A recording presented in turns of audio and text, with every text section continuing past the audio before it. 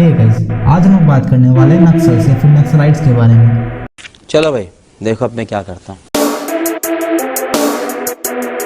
नक्सल से फिर Naxalites military political organisations के मेंबर होते हैं और इंडिया में नक्सलाइट्स माओइज्म, जो कि एक कम्युनिस्ट आइडियोलॉजी है जिसकी शुरुआत चाइना में हुई थी, इसको फॉलो करते हैं। It is not that our guns are powerful, so people are coming and we are teaching them about Maoism. They don't know anything about Maoism. It is due to the state repression, people are attracted towards our movement. इसकी शुरुआत 1969 में कलकत्ता में हुई थी।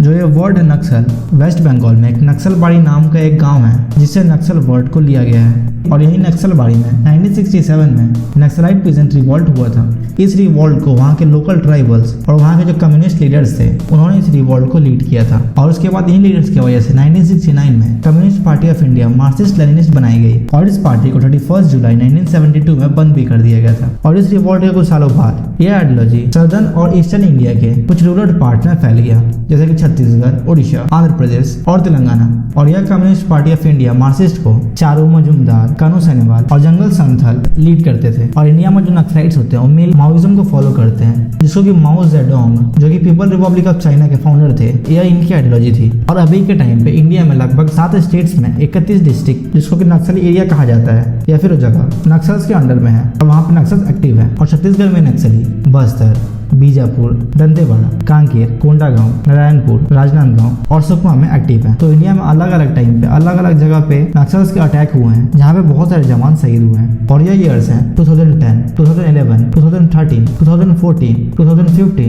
2016, 2017, 18, 19, 2020 और 2021। तो 5 अप्रैल 2021 में छत्तीसगढ़ के बीजापुर में लगभग 22 जवान शहीद हुए हैं और 41 जवानों को सीरियस इंजरी हुई। और छत्तीसगढ़ पुलिस के एक स्टेटमेंट माने तो 2 नक्सलीज को मारे गए हैं और लगभग 6 नक्सली इंजर्ड हुए हैं। और इस अटैक में लगभग 600 नक्सल्स ने सीआरपीएफ के जवानों को 3 साइड से घेर लिया था और ओपन फायर शुरू कर दिया, जिसकी वजह से हमारे इतने सारे जवान शहीद हो गए। और नक्सलिज्म के फैलने का जो सबसे बड़ा कारण बताया जाता है वो यह होता है कि जो वहाँ के जो रूरल एरिया के जो लोग होते हैं वो गवर्नमेंट के जो रूल्स एंड रेगुलेशंस होते हैं या फिर जो उनकी पॉलिसीज होते हैं वो उनको पसंद नहीं आती और उन्हें लगता है कि गवर्नमेंट उनके लिए कुछ नहीं कर रही है। जंगलों में है क्या, किस तरह क्यों लड़ रहे हैं ये AK-47 वगैरह लेकर? ये हमारा मांग है गरीबों को रोटी, कपड़ा और मकान, शिक्षा, चिकित्सा हो।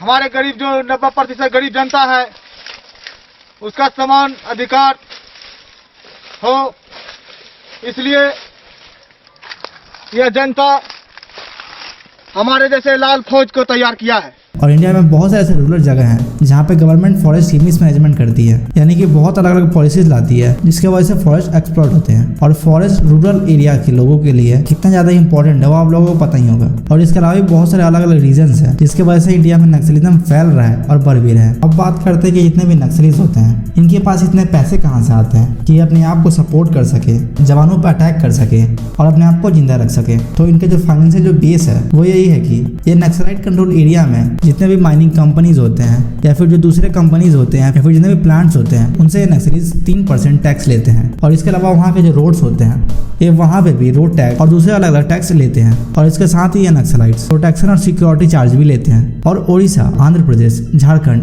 बिहार के बहुत सारे डिस्ट्रिक्ट्स में marijuana और ओपियम और या फिर हिंदी में कहें तो भांग और अफीम दोनों को कल्टीवेट और डिस्ट्रीब्यूट करते हैं। और ये नक्सल की जो 40% फंड्स होते हैं वो अफीम के कल्टीवेशन और डिस्ट्रीब्यूशन से ही आते हैं। और इनिशियल वेपन जो कि नक्सलाइट्स यूज करते हैं वो होता है दुनाली, पिस्टल्स या फिर वो सारे रिवॉल्वर्स जो कि खुद से बना सकते हैं। Honestly speaking, do you think at least your area of operation you will be able to sustain the movement for long?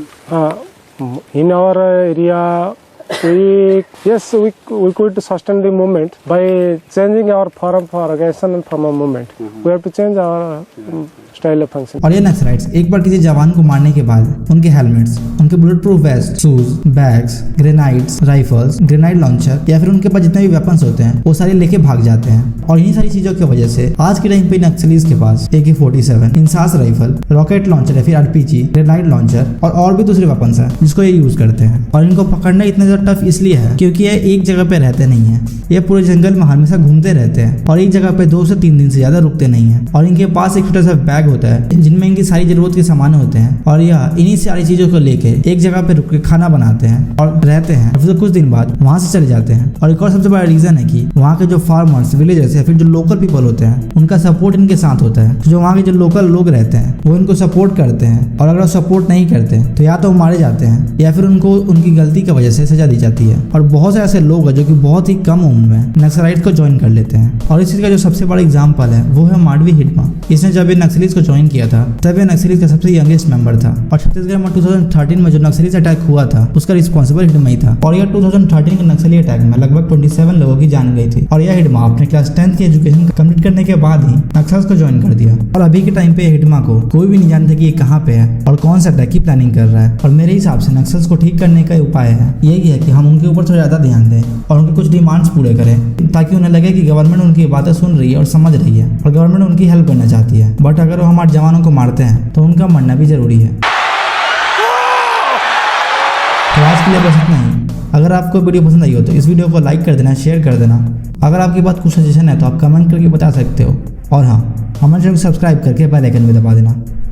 पसंद आया लाइक करो, पसंद नहीं आया तो टेस्ट चेंज करो।